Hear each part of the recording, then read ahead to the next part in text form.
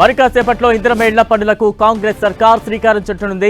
మొదటి దశ కింద చేపట్టే పనులను సీఎం రేవంత్ రెడ్డి ఇవాళ నారాయణపేట జిల్లా అప్పక్పల్లిలో ప్రారంభించనున్నారు. అటు వికారాబాద్ జిల్లాలోనూ సీఎం రేవంత్ పర్యటించనున్నారు.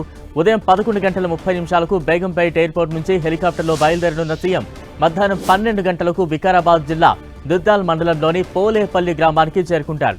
అక్కడ రేణుక ఎల్లమ్మ ఆలయాన్ని సందర్శించి ప్రత్యేక పూజలు నిర్వహిస్తారు. అనంతరం మధ్యాహ్నం 12:25 తిరిగి హెలికాప్టర్లో నారాయణపేట్ జిల్లా అప్పక్పల్లి చేరుకుంటారు. అక్కడ జిల్లా మహిళా సమాఖ్య ఆధ్వర్యంలో ఏర్పాటు చేసిన పెట్రోల్ బంకును ప్రారంభిస్తారు.